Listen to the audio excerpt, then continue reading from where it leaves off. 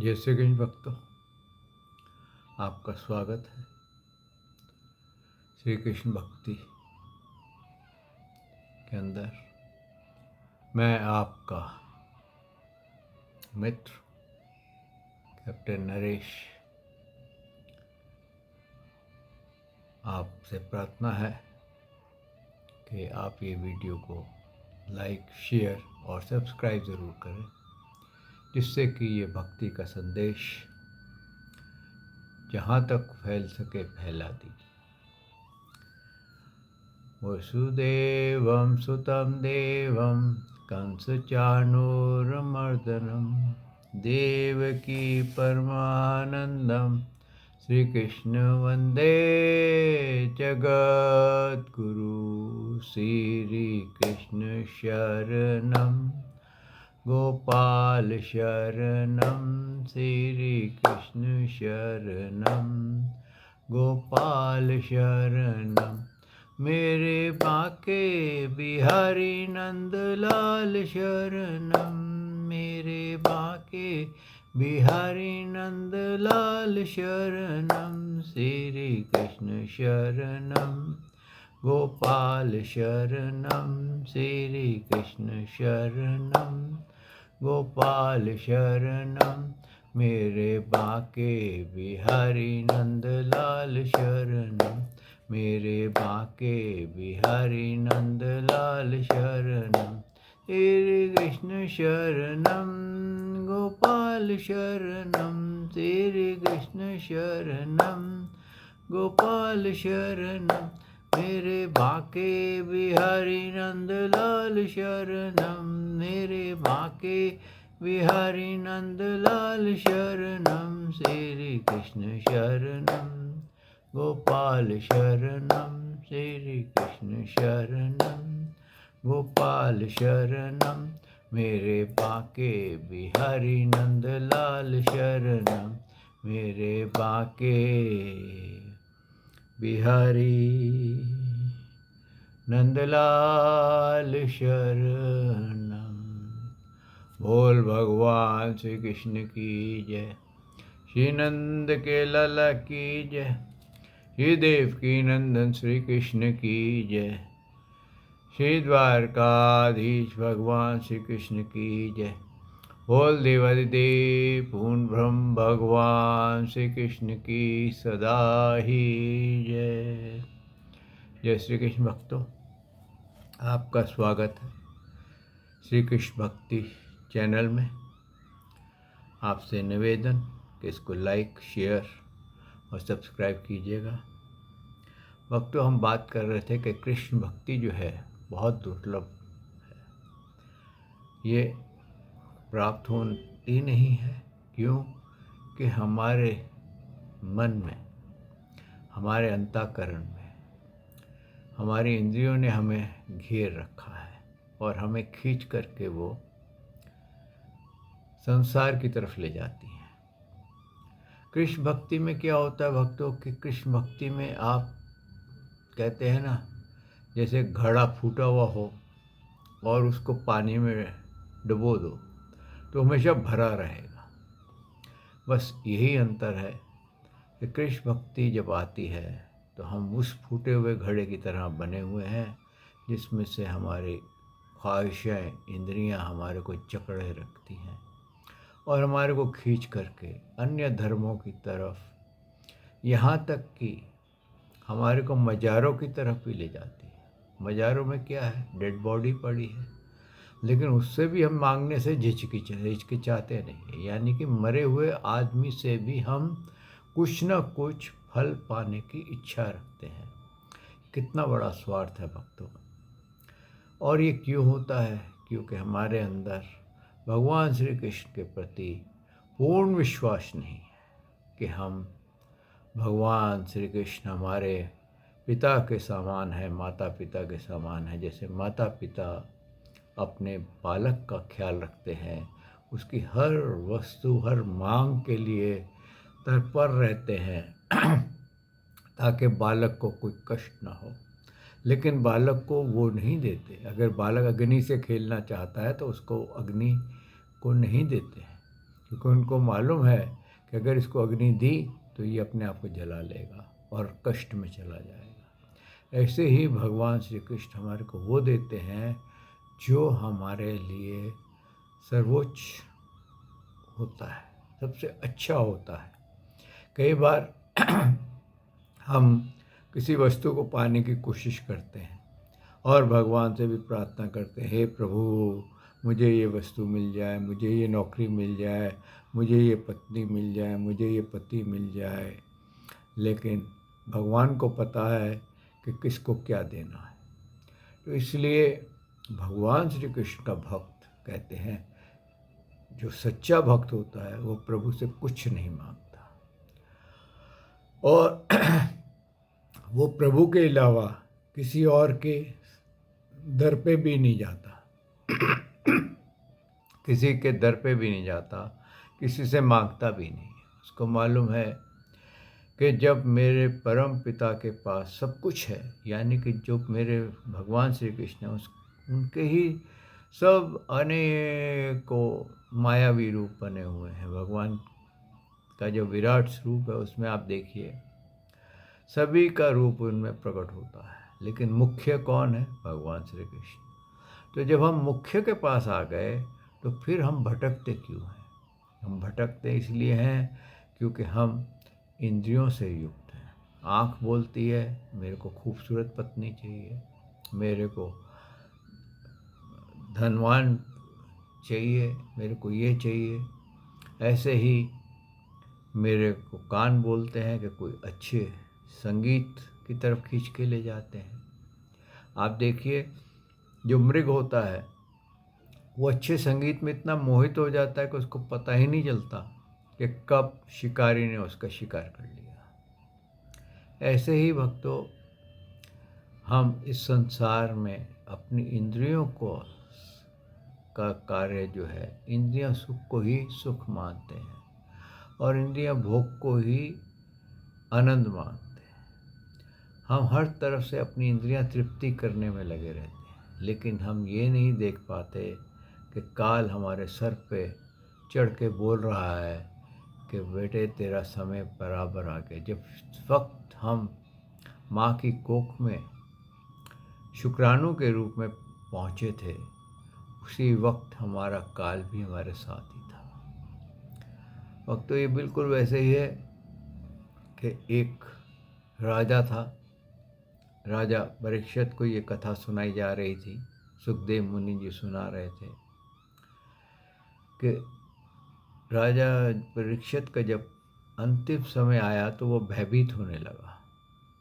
तो सुखदेव जी ने सोचा ये भयभीत क्यों हो रहा है, उनको कुछ समझ में नहीं आया। तो बाद में वो समझ गए कि ये शरीर को छोड़ने से भयभीत हो रहा है। इसको इतनी कथा सुना दी, सब कुछ ज्ञान दे दिया, लेकिन ये शरीर त्यागने से घबरा रहा है। तो उन्होंने उसको एक कथा सुनाई। बोले एक राजा था, एक बार वो शिकार करने गया। शिकार करने गया तो बियड़ जंगल था। शिकार करते करते क्या हुआ, एकदम आंधी तूफान आ गया, अंधकार छा गया और राजा मार्ग भटक गया। अब वो बरसात हो रही थी, अब वो आसरा ढूंढ रहा था, कहीं पर कोई आसरा मिल जाए, कुछ भी मिल जाए, लेकिन कहीं उसको कोई आसरा नहीं मिला। हार करके उसने एक दूर एक छोटा सा झोपड़ा देखा। उसके अंदर ऐसा था कोई भेलिया रहता है, शिकारी रहता है। उसने मरे हुए जानवरों का मांस उसकी छत पे लटका रखा था और चारों तरफ मांस की दुर्गंध आ रही थी। और जब वो उस झोपड़े के पास पहुंचा तो उसके अंदर क्या देखता है कि उस भेलिए ने पास ही एक गड्ढा कर रखा है जहाँ वो मलमूत्र भी त्यागता है। यानी कि इतनी बुरी हालत में वो उसने देखा, लेकिन करे क्या? तूफान सर पे है, बरसात बरस रही है, कोई उसका इलाज नहीं हो रहा है। तो उसने भेलिए से कहा क्या मैं एक रात यहाँ रुक सकता? भेलिए ने कहा देख राजा, यहाँ बहुत सारे राजा तेरे से पहले भी आए हैं रहने के लिए, लेकिन उनकी मुश्किल ये हो जाती है कि वो जब रात रह जाते हैं तो सुबह जाते नहीं हैं, वो और रहना चाहते हैं। और मेरे पास ऐसा समर्थ नहीं है कि मैं उनको रख सकूं। तो मैं बड़ी मुश्किल से उनको यहाँ से निकालता हूँ। बोले, मन में सोचा उस राजा ने कि इतनी दुर्गंध है, इतना वो है, तो कैसे राजा यहाँ पर रहने को पसंद कर लेते हैं। कहता बस ये दुर्गंध जो है ना उनको भा जाती है। तो साथ में देखते संडास की भी बात आ रही है। बोलता अरे वाह, फिर चलो अब समय तो काटना ही है, कैसे काटूं। हार करके वो उसमें रात को सोता है और सुबह जब वो उठता है तो वो भेलिया बोलता जाओ। कहता नहीं, मेरा मन तो यहाँ पर रम गया है, मैं अब ये इससे नहीं जा सकता। तो भेलिया उसको मार पीट के निकालता है।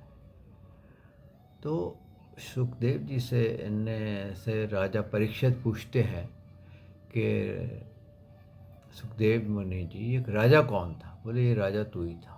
बोले मैं था। बोले हाँ, तूने इतनी बुरी झोपड़े में, ये जो हार्ड मांस का शरीर है इसके 9 द्वार हैं और 9 द्वार में से इसके मल निकलता है।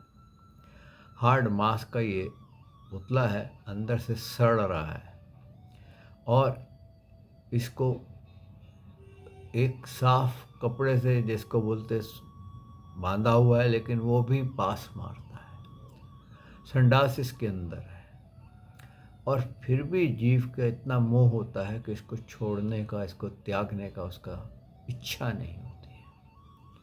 ये जानते हुए भी कि मैं एक राहगीर हूँ, कुछ समय के लिए मुझे ये सहारे के तौर पे शरीर मिला है।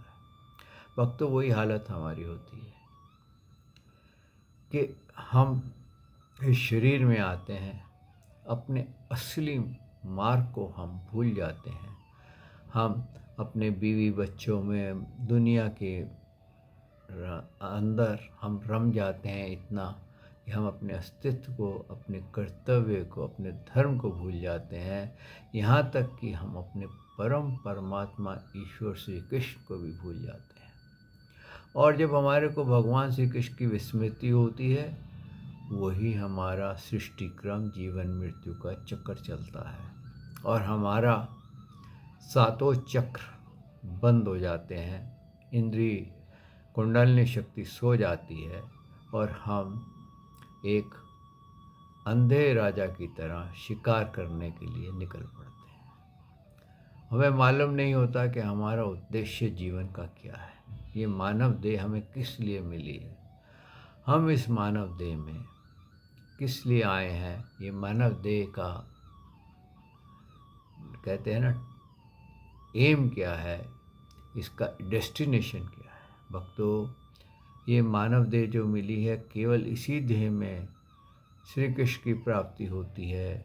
इस देह को पाने के लिए देवता भी ललायत रहते हैं, क्योंकि देवताओं को भी मोक्ष की अभिलाषा होती है। क्यों कि उनके भोग भी, वो भोग भोग करके कई बार ऐसे हो जाते हैं कि इतना भोग लेते हैं कि वो गलत कार्य में करने लग जाते हैं और हार करके वो पशु योनियों में और अन्य योनियों में चले जाते हैं। फिर उनको मानव योनि जब प्राप्त होती है तो वो मोक्ष के बारे में सोचते हैं। कई बार मोक्ष के बारे में हमारे पूर्व के संस्कार मदद करते हैं वहाँ से निकलने के लिए। भगवान श्री कृष्ण की भक्ति जो होती है भक्तों, वो वही करता, कहते हैं करने लगता है जो जिसको प्रभु अपने मोक्ष के मार्ग पर चलाना चाहते हैं और उसको जीवन मृत्यु से पार करा के वो अपने धाम ले जाना चाहते हैं, या गौलोक धाम पहुँचाना चाहते हैं, जहाँ उनके वृंदावन के बालक राधा जी और अन्य गोपियाँ वास करती हैं, उच्च उसमें ले जाना चाहते हैं। तो ये संस्कार उसमें है। लेकिन हमारे अंदर होता क्या है कि हम सच्चे ज्ञान को ना जानते हुए उन ज्ञानों में पड़े रहते हैं जिससे कि हमारे भोग पूरे हों। आप देखिए, कई संतों के पास लोग जाते हैं, कहते हैं प्रभु महाराज हमारा ये कार्य पूरा नहीं हो रहा, हमारे लिए पूजा कर दीजिए, हमारे लिए बीड़ा चढ़ा दीजिए, हमारे लिए ऐसा कर दीजिए जिससे कि मेरा बेटा पास हो जाए, ये हो जाए, उसको नौकरी अच्छी मिल जाए, उसको पत्नी अच्छी मिल जाए। लेकिन हकीकत क्या है? कहते हैं कि भगवान के पास जब जाओ तो शांति से उनके दर्शन करो, उनका नाम उच्चारण करो और उनका चिंतन करो और मंत्र गाओ, चाहे श्री कृष्ण शरणम गोपाल शरणम मेरे बाके बिहारी नंदलाल शरणम गाओ, चाहे ओम श्री कृष्णाय वसुदेवाय हरे परमात्मने प्रणता क्लेशनाशाय गोविंदाय हरे नमो नमः, ये गाइए। तो इसी प्रकार से कहते हैं ये जब आप मंत्र गाएंगे, आप प्रभु का चिंतन करेंगे और कोशिश करिए कि सांसों की माला आपके उसमें चल दें। हर जो सच्चा कृष्ण भक्त होता है वो भगवान श्री कृष्ण की स्मृति हर वक्त बनाए रखता है, लेकिन कार्य भी कर रहा होता है तो उसको समय निकाल के भगवान श्री कृष्ण की स्मृति बनाता है। भक्तों, जब तक हमारे अंदर भगवान श्री कृष्ण के प्रति प्रेम जागृत नहीं होगा, जब तक हमें ये ज्ञान नहीं होगा कि हम परमात्मा से बिछड़े हुए उनके अंश हैं और ये शरीर समाप्त होता जा रहा है, इसकी आयु बिगड़ती जा रही है, हम रोज़ मृत्यु को देखते हैं। कहते हैं कि सच्चा ज्ञान लेना हो तो शमशान घाट में रोज़ माथा टेको, आपको वैराग्य आएगा। आप देखेंगे कि बड़े से बड़ा राजा, बड़े से बड़ा व्यापारी अंतकाल में शमशान घाट में ही जाता है। और ये मृत्यु लोक है, यहाँ पर तो अवतार भी नहीं रहे, आते हैं, लीला करते हैं और चले जाते हैं। लेकिन भगवान श्री कृष्ण पहले भी थे, इस सृष्टि से पहले भी थे, आज भी हैं और आगे भी रहेंगे। आप वृंदावन में जाइए, आपको अनेकों सबूत प्रूफ मिलेंगे कि भगवान श्री कृष्ण आज भी हैं। अभी आप ज़्यादा देर नहीं हुई, रस खान को ही देख लीजिए। रस खान एक मुस्लिम था, मक्का जा रहा था, रास्ते में वृंदावन पड़ा और उसको बांसुरी की धुनी सुनाई दी और उसने भगवान मोर मुकुट के दर्शन किए और वो उसमें इतना खो गया क्योंकि उसके पूर्व जन्मों के संस्कार जागृत हो गए थे। भगवान ने उसको इतना खो गया कि उसको समझ में नहीं आया क्या करूं। हार करके उसने पूछा, भाई ये मोर मुकुट वाले कहाँ रहते हैं? तो किसी ने बोला ये बाके बिहारी मंदिर में रहते हैं, और ये सत्य घटना मैं आपको सुना रहा हूँ। तो बाके बिहारी मंदिर पे गया। बाके बिहारी मंदिर पे गया तो वो पहले क्या था कि नॉन हिंदू को, नॉन ब्राह्मण को मंदिर में अंदर दर्शन नहीं करने देते थे लोग। क्यों? कि उनके अंदर एक ऐसा संस्कार बैठा दिया गया था कि सिर्फ ब्राह्मण या कोई उच्च उसका ही कर सकता है। उनके दिमाग से ये आया ही नहीं कि ये आत्मा तो सब एक ही है, लेकिन जातियों की वजह से ऐसा द्वैत मिल गया और उसका कारण ये हुआ कि वो बाके बिहारी मंदिर के बाहर ही बैठ गया। और जब दूसरे दिन वो बैठा हुआ था तो क्या हुआ, आधी रात को जो बाके बिहारी मंदिर का मेन सिंह द्वार है वो खुला और उसमें से एक बालक आया और उसके हाथ में एक लोटा पकड़ा हुआ था चांदी का, उसमें खीर थी। और उसने कहा, रस खान को बोला कि आप 2 दिन से आपने कुछ नहीं खाया, ये खीर आप खा लीजिए। तो वो लोटा उसको दे करके बोला, मैं अभी हाथ धो के आता हूँ। बालक बोला, आप तब तक खीर खाइए। उन्होंने खीर खाई। खीर खाते ही उनकी जो इंद्रियों की शक्ति हीन हुई थी भोजन ना करने से, पूर्ण शक्ति हो गई और एकदम वो स्वस्थ महसूस करने लगे। वो समझ गए कि कुछ मेरे को दिव्य पदार्थ की प्राप्ति हुई है। उसके बाद जब सुबह हुई तो पुजारी जी ने दरवाज़ा खोला तो देखा वहाँ का जो भगवान के श्री विग्रह के पास जो लोटा होता है वो मिसिंग है। तो सब जगह शोर मच गया कि लोटा कहाँ गया, लोटा कहाँ गया। हार करके ढूंढने लगे तो ये पुजारी बाहर आया तो रस खान ने कहा, एक ये मेरे पास लोटा पड़ा, ये देखो, ये तो नहीं है आपका। तो उन्होंने लोटा देखा, लोटा देखा तो बोले यही तो लोटा है। बोले तुम्हारे पास कैसे आया? बोले रात को एक बालक आया, वो मुझे ये लोटा खीर खिला गया, और वो खीर भगवान को रात को शयन के टाइम पे उनके सराहने रखी जाती थी। अब वो पुजारी जो था वो रस खान के पाँव में पड़ गए और बोले अब आप अंदर चलो। बोले अब मैं अंदर नहीं जाऊंगा। बोले क्यों? बोले बस जिस ईश्वर ने, जिस परमात्मा ने मुझे ये खीर खिलाई है, अब मेरे को चारों तरफ वो दिखते, अब अंदर मैं जाके श्री विग्रह देखने में मुझे कोई इंटरेस्ट नहीं है। अब वो उससे पूछे कहाँ दिख रहा है? बोले वो सामने बैठे हुए हैं, वो ये क्रिया कर रहे हैं, वो ये क्रिया कर रहे हैं। तो भक्तों, ऐसी अनेकों सत्य घटनाएं हैं जिससे ये प्रूफ मिलता है कि भगवान श्री कृष्ण कल भी थे, आज भी हैं और आगे भी रहेंगे। आप मीराबाई जी को देख लीजिए, आप किसी का भी चरित्र उठा के देख लीजिए, आपको भगवान साक्षात उनके प्रूफ मिल जाएंगे कि भगवान हैं। और गोवर्धन पे तो भगवान के चरण चिन्ह भी हैं, लेकिन वो कहते हैं कि जो माफिया है, मतलब जो पत्थर तोड़ने, पहाड़ तोड़ के पत्थर लेके जाता है, उसने काफ़ी नुकसान किया है। अब कहाँ तक सत्य है, क्या है, इसको तो मैं नहीं जानता, लेकिन यह है कि अगर आपको वृंदावन जाएं तो आपको एक अलग सा माहौल महसूस होगा। वो तब होगा जब आपका हृदय शुद्ध होगा।